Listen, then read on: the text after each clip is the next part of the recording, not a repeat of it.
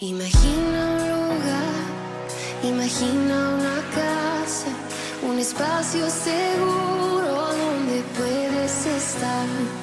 Imagina su paz, imagina su gracia. Esto no es un cuento, esto es algo real. Bienvenidos a la iglesia, donde reina el perdón.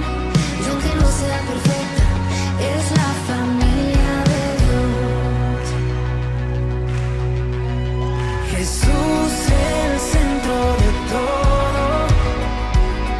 Jesús es la razón. Su gracia lo llena todo. Su amor nuestra canción.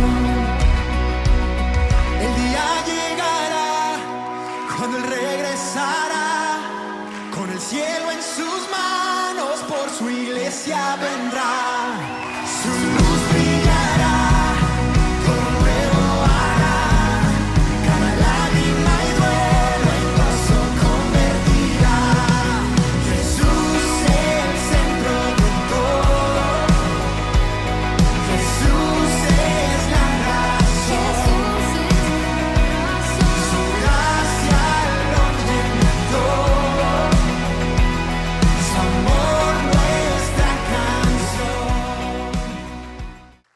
Y pues hoy continuamos precisamente con la serie de esas enseñanzas que nunca pasan de moda. Pero más que nunca pasen de moda, son enseñanzas que te sostienen en los momentos difíciles de la vida. Esas enseñanzas que no importa lo que pase o las situaciones que puedas estar pasando en el futuro o que estés pasando en el momento, esas enseñanzas lo que hacen es que te recuerdan, te dan la vuelta y te dicen, recuerda lo que Dios dice, recuerda lo que Dios te ha llamado. Y el día de hoy vamos a hablar acerca de esta verdad de familias a la manera de Dios. ¿Cómo realmente es tener una familia a la manera de Dios?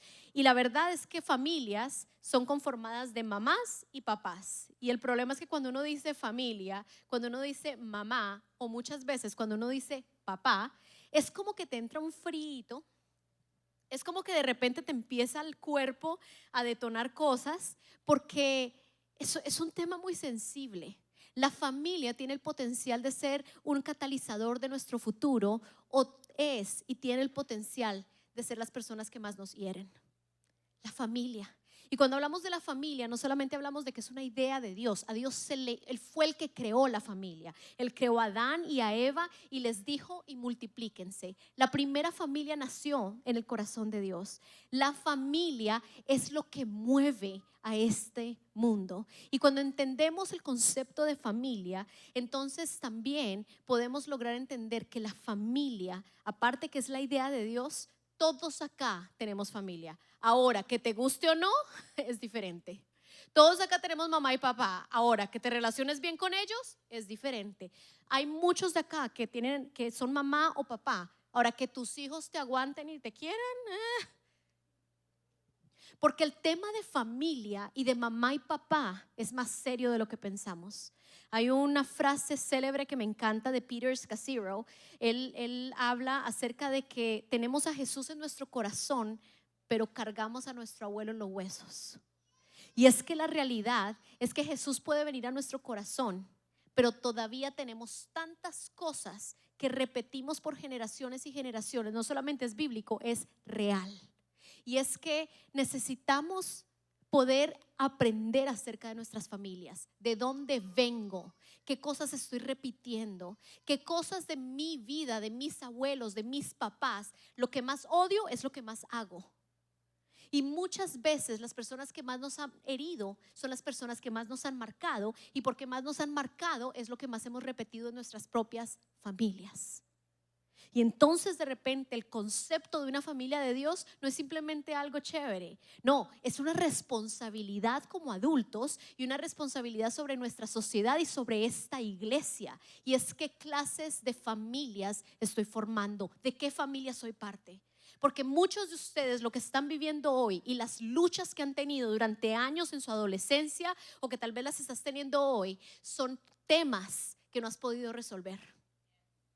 Las personas que no tienen la capacidad de escoger una buena relación es porque en su corazón hay muchas cosas que necesitan sanar. Porque la persona sana tiene límites, pone firmes sí y firmes no, sabe qué necesita y qué no, sabe qué le suma y qué no. Entonces empezamos a darnos cuenta que el tema de la familia es para todos y que no importando tu edad, no importando la etapa de vida en la que estás, todos aquí tenemos familia y necesitamos sanar con nuestra familia. Porque la familia es la idea de Dios. Y quiero que nos enfoquemos en estos próximos minutos en un versículo específico. No vamos a leer una historia completa, sino un versículo que en mi caso personal, estudiándolo con mi esposo, el Señor nos habló y nos dio instrucciones específicas de cómo aprender a llevar a nuestra familia. Y está en Salmos 112 del 1 al 4. Y este versículo, el Señor comenzó a hablar con nosotros y cuando yo leo la palabra siempre le digo, Señor, que me salten las palabras. Porque a veces uno lee un versículo y dice, el Señor es mi pastor, nada me faltará. Ok, pero cuando salta a ti la palabra nada, nada me faltará. De repente, cuando estás pasando por una situación difícil, donde recibes una noticia, te recuerdas que nada te faltará. Que de repente estás pasando por un proceso financiero muy fuerte y te recuerdas de esa palabra de que nada te faltará, de que Él es tu pastor. Empiezan esas palabras a saltar y a hacerse vida en tu vida. Y en este caso, con este versículo que lo vamos a leer, hubo una palabra que saltó a mí y que empecé a meditar en ella como si me estuviera comiendo un chocolate. Yo no sé cuáles son sus chocolates favoritos, pero el mío es Ferrero Rocher. Ojo, uno no se lo come de una, uno se lo come por pedacitos. Tú lo empiezas a abrir y empiezas capa por capa a comértelo. Pues de esa manera es que literalmente yo leo la Biblia. A veces puedo estar meditando en una palabra toda la semana y eso me pasó con este versículo que quiero compartir con ustedes. Salmo 112 del 1 al 4, creo que ya está en las pantallas. Alabado sea el Señor. Qué felices son los que le temen al Señor. Y esa fue la frase específica que captó mi atención. Felices son los que le temen al Señor. Y empecé a pensar, ok, felices son los que le temen al Señor. Eso significa que las personas que le temen al Señor son felices.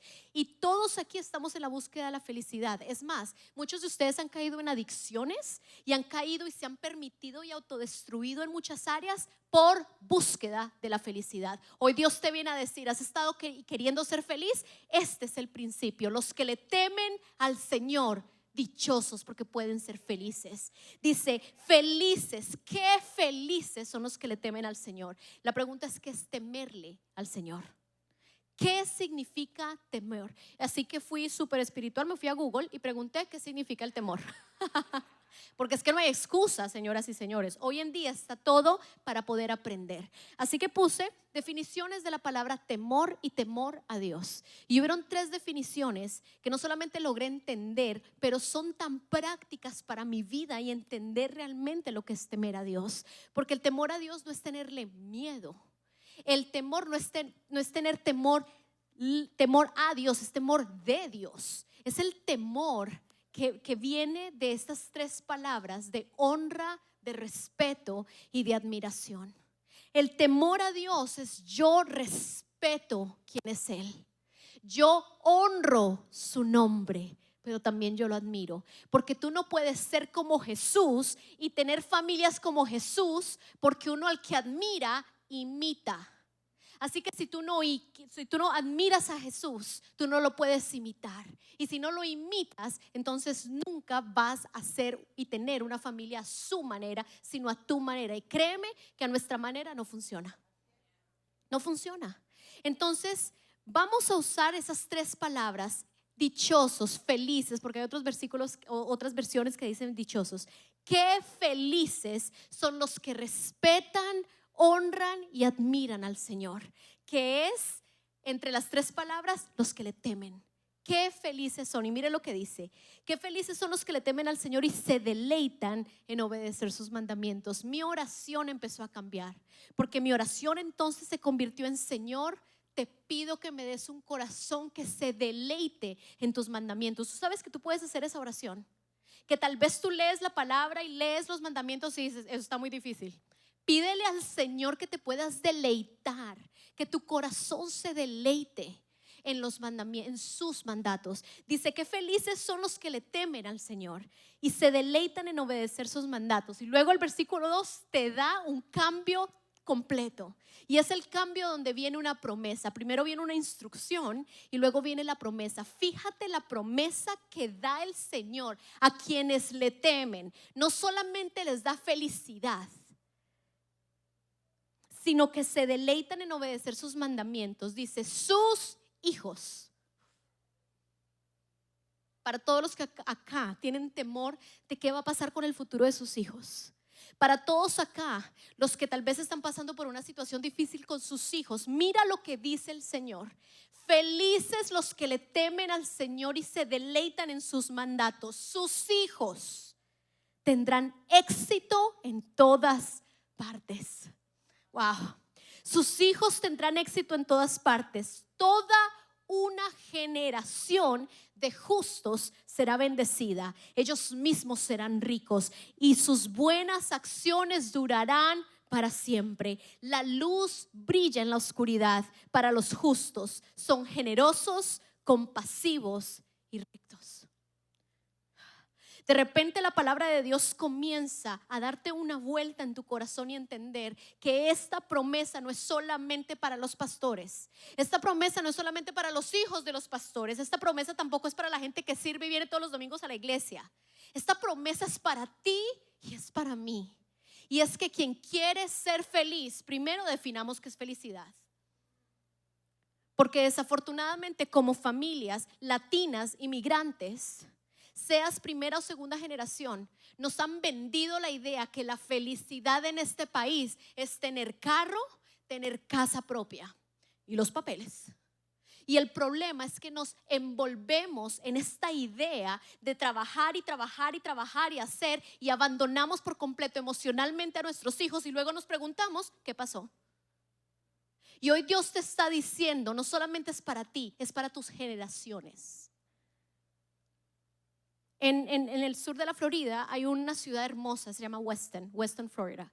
Y Weston es un lugar muy lindo para vivir. Hay gente que ama, viaja desde sus países para comprar en Weston. Es hermoso. Todo el mundo quiere estudiar en los colegios de Weston. Así, pues el año pasado hubo una situación en un colegio, Middle School de Weston, donde había niñas en el baño de la escuela entrando al baño de los niños.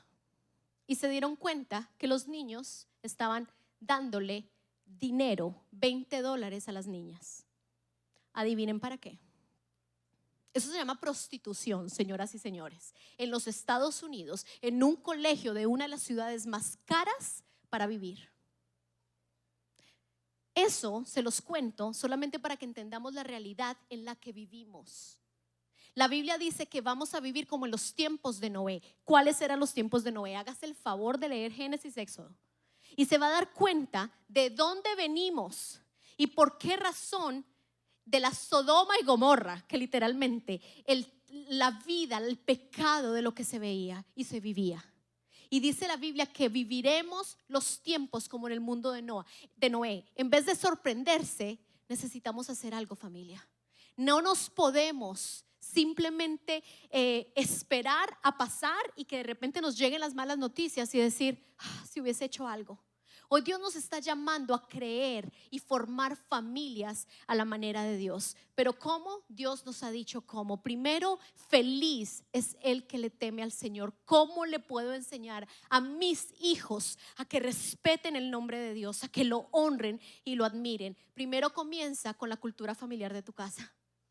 Porque para ti, by the way, los felicito. Porque hay muchos que pudieran estar en la playa hoy, pero decidieron hoy domingo venir a la iglesia. Y yo quiero que sepan que no es el simple hecho de venir a la iglesia. Hay muchas personas que vienen a la iglesia por 20 años y siguen igual. Eso no tiene que ver con venir a la iglesia, pero cada domingo es una semilla que tú estás poniendo y ejerciendo una cultura diferente en tu casa. Y la cultura es, a Dios se honra. el nombre de Dios se respeta. Los domingos se respetan y se apartan para el Señor. Primero venimos a la iglesia a adorar y luego hacemos todo lo demás. Eso hace una diferencia en tu casa y en la vida de tus hijos y en tu propia vida.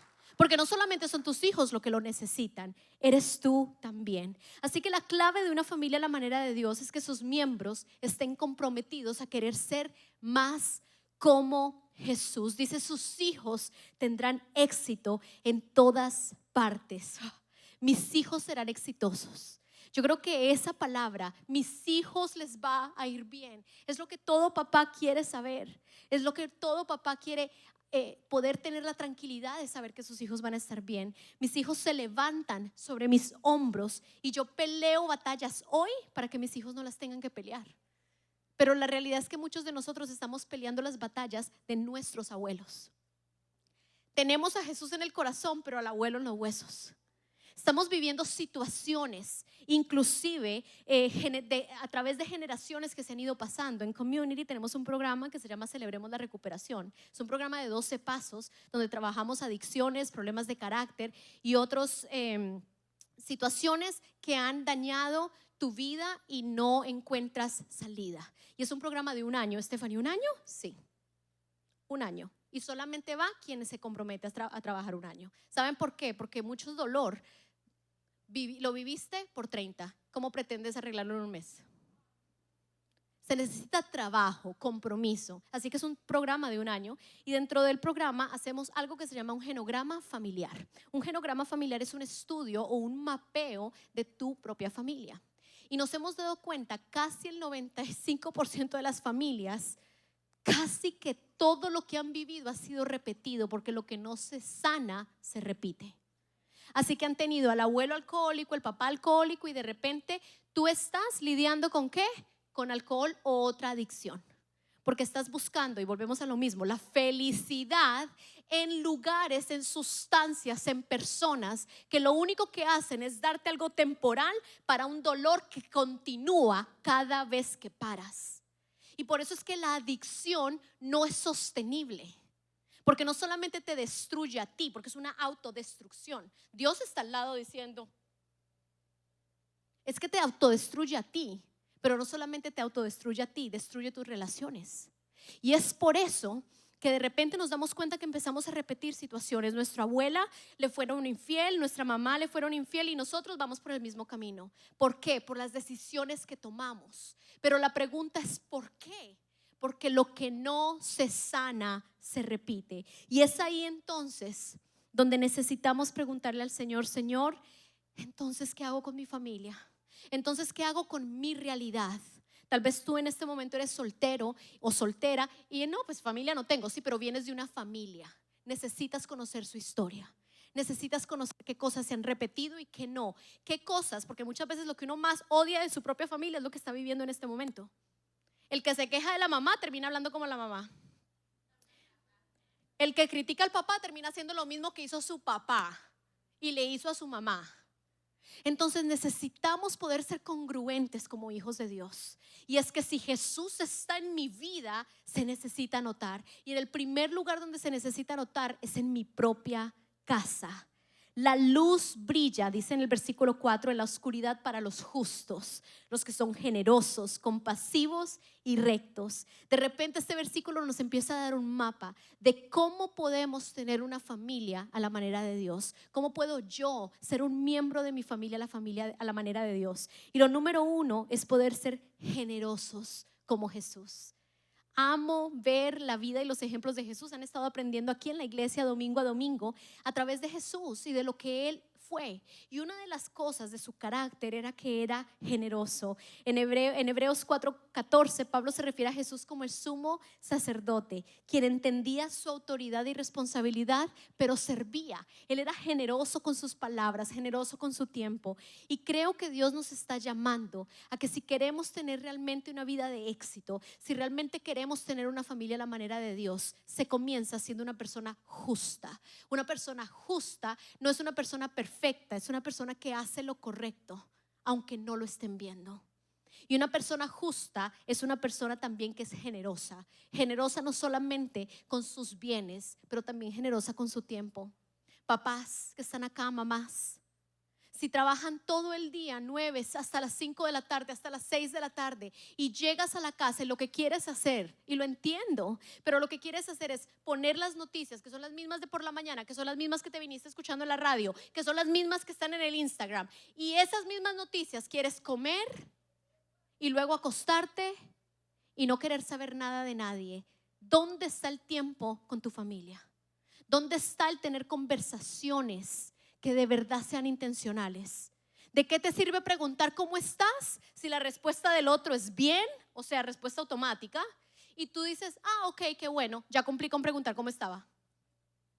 Señores, eso no es ser como Jesús. Jesús era generoso con el tiempo y cuando preguntaba cómo estás, esperaba que le preguntaras.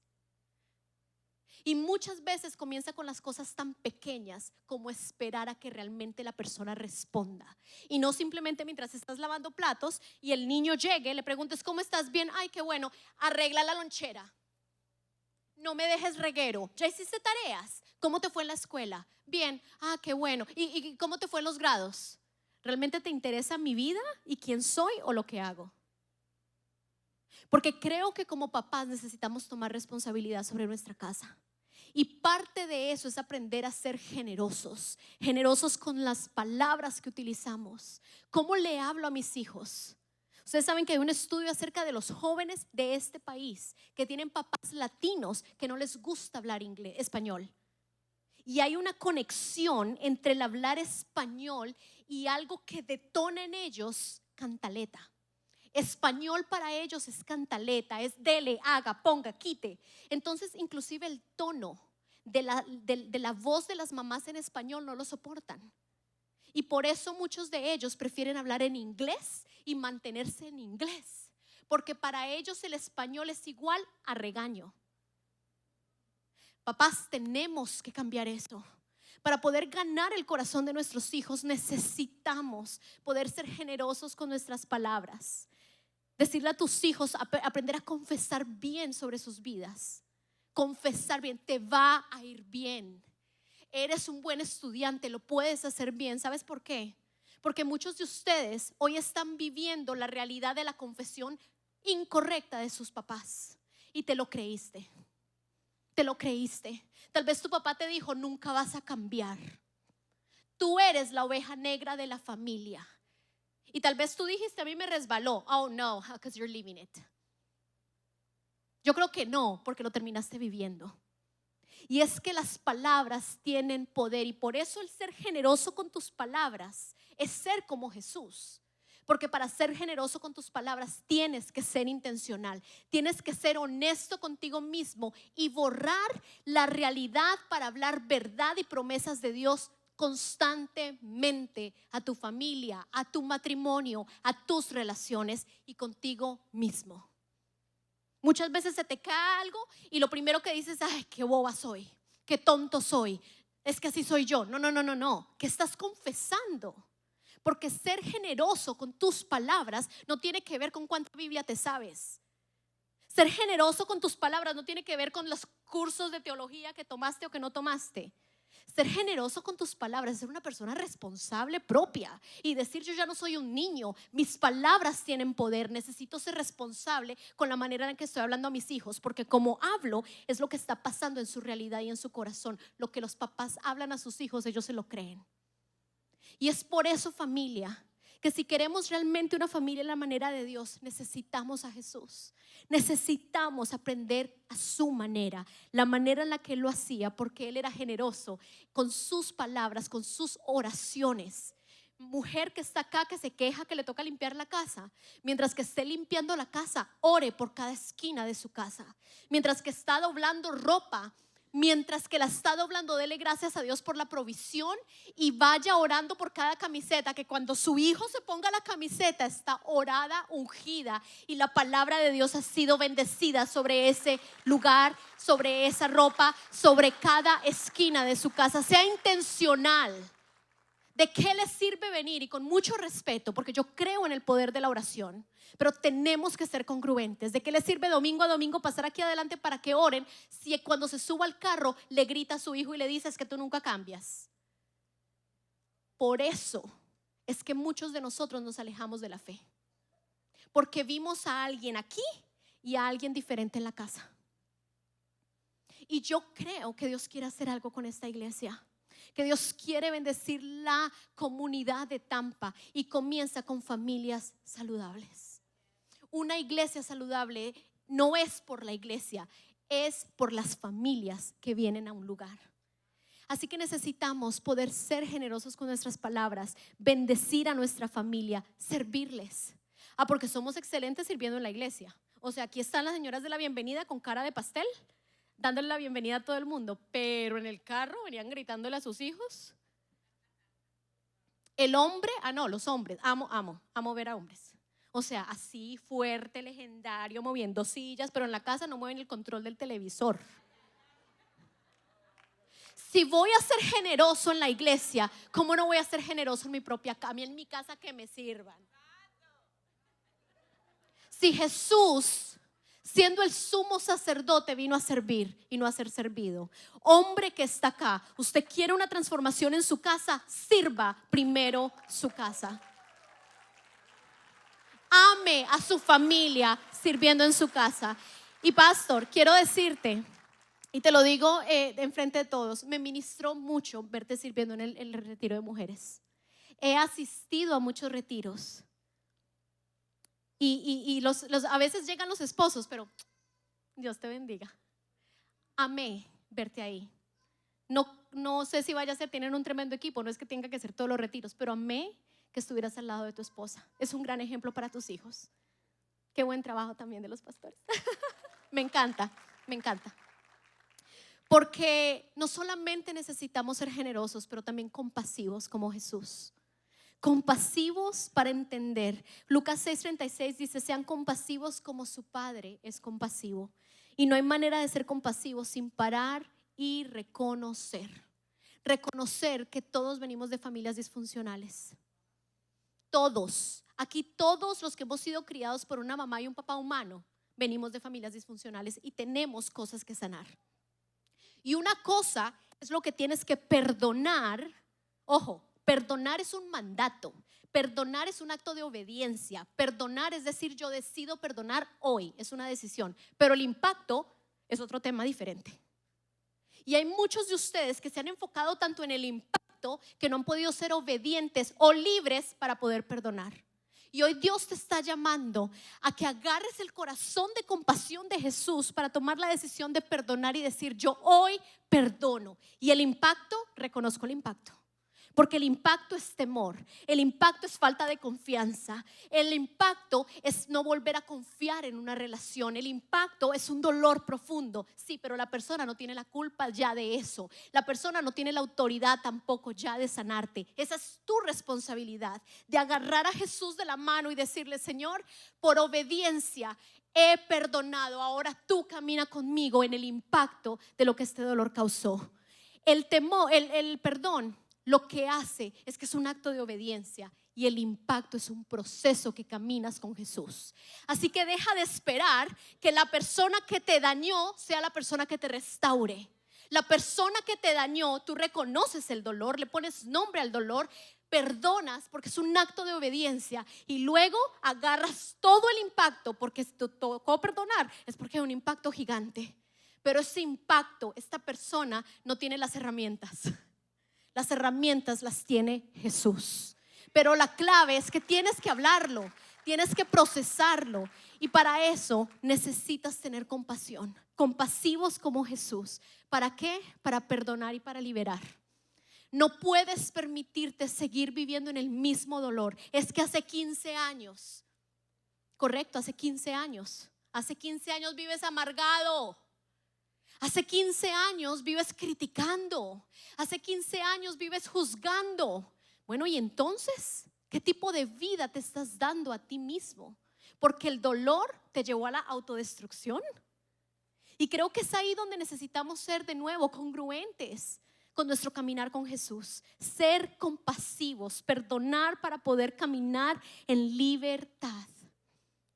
conté, y lo voy a contar rapidito en el primer servicio, por primera vez fui a Colombia después de 16 años en el 2019 por un tema de papeles, etcétera. Y cuando llego, pues ya llego, no de una niña de 12 años como se fue de Colombia, sino ya una señora con hijos, con esposo, y me senté a hablar con mis tías. Quiero que me cuenten más de mi familia, quiero que me cuenten más de mi abuela, porque mi abuela murió cuando yo era pequeña. Y me dice mi tía, bueno, te voy a contar. El abuelo que yo conocí era el tercer esposo de mi abuelita. Mi abuelita, cuando mi papá tenía 9 meses, estaba embarazada y tenía un bebé de 9 meses que era mi papá, y mataron a mi abuelito. Así que mi papá fue criado en dolor.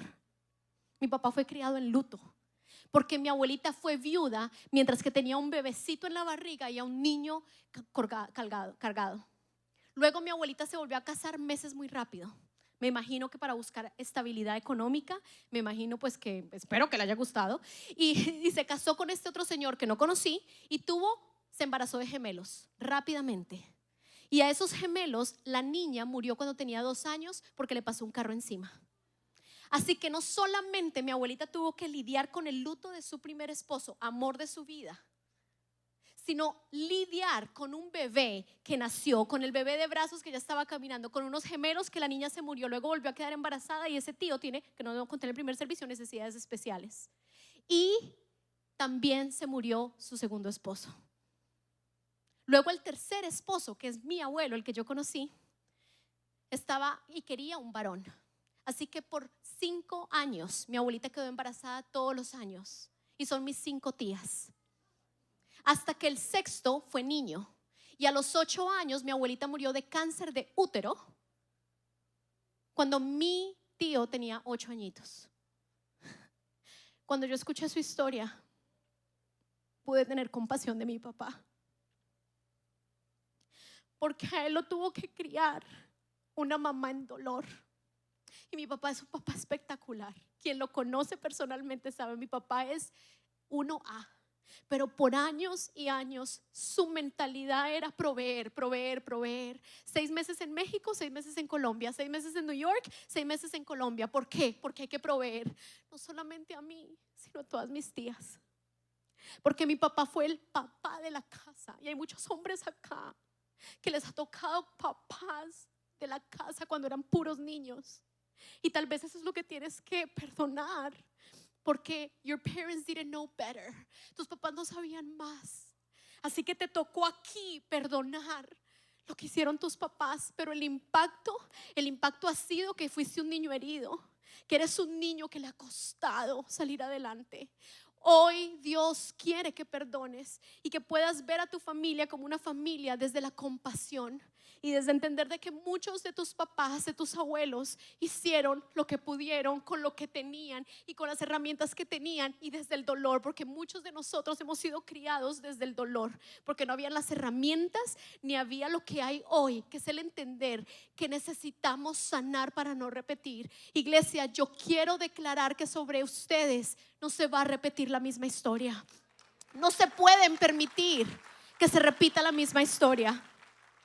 Y por último, necesitamos ser rectos como Jesús, no solamente generosos y compasivos, sino también rectos. Y para esto quiero pedirles que se pongan de pie. Una persona recta o que vive en rectitud es una persona que hace y es quien es cuando nadie la ve. Una persona recta sabe que es Dios la única fuente de su sabiduría. Entonces puede ser una persona humilde, una persona obediente y justa. Qué diferente es leer este versículo desde ese principio. Y es que para poder ser felices necesitamos ser temerosos de Dios. Y ser temerosos de Dios es respetarlo, es honrarlo y es admirarlo. Porque cuando yo admiro a alguien, lo quiero imitar. Y si yo imito a Jesús, entonces voy a ser alguien generoso, alguien justo y alguien compasivo. Alabado sea el Señor. Qué felices son los que le temen al Señor y se deleitan en obedecer sus mandamientos. Sus hijos tendrán éxito en todas partes. Toda una generación de justos será bendecida. Ellos mismos serán ricos y sus buenas acciones durarán para siempre. La luz brilla en la oscuridad para los justos. Son generosos, son compasivos y son rectos. Iglesia Bahía Vida ha sido llamado, cada uno de ustedes, llamados, llamada y llamado, para poder levantar familias a la manera de Dios, familias que puedan poner su mirada en Jesús y entonces buscar todos los días ser una familia generosa, una familia justa, recta y compasiva. Stephanie, eso es imposible, yo sé, no es fácil, pero ¿qué les parece si lo hacemos un día a la vez? ¿Qué les parece si hoy, saliendo de acá, cambias tu narrativa de la manera en la que hablas? ¿Qué te parece si hoy la reacción no es hungry? O sea, tengo hambre y tengo rabia, y como tengo hambre respondo así. ¿Por qué no cambias ese pensamiento de es que así soy yo? Y de repente, si lo empiezas a vivir un día a la vez, te das cuenta que hoy lo logras. Hoy sí puedes ser generoso, compasivo. Hoy sí puedes ser recto. Y mañana lo volvemos a hacer. Y pasado mañana lo volvemos a hacer. Y de repente te das cuenta que un día a la vez se convirtió en los próximos 6 meses del 2025 completamente diferentes. ¿Sabes qué significa eso? Un diciembre lleno de generosidad, un diciembre lleno de compasión, un diciembre justo, un diciembre de éxito. ¿Por qué? Porque feliz es el que le teme al Señor. Iglesia, quiero orar por ti. Mi Dios, te doy las gracias. Gracias por cada familia que está en este lugar representada. Yo te pido, Señor, que tú los llenes de tu presencia, que tú traigas libertad, libertad a las mentes, libertad a los corazones. Te pido que traigas claridad y en este momento instrucciones específicas. Porque Dios está hoy dándoles instrucciones específicas. Algunos tienen que salir de acá y necesitan hacer una llamada hoy mismo. Y si Dios te puso la persona y te dijo que le llamaras, hazlo hoy. Tienes que salir de acá y decir: necesito hablar contigo. Y lo primero que necesitas decirles: quiero pedirte perdón por. Hay algunos acá que necesitan perdonar a sus papás y sus papás ya están en el cielo. Escribe una carta, sé honesto, vete para la playa, lee la carta y di: hoy me libero de este dolor. Hoy yo perdono a mi mamá, hoy yo perdono a mi papá y necesito continuar libre. Yo declaro que tú le vas a dar, Señor, a cada uno instrucciones específicas y que vamos a ver el fruto de lo que significa realmente vivir una vida y tener una familia a la manera de Dios. Te damos las gracias, Señor. En el nombre de Jesús lo declaramos y lo creemos. Amén y amén.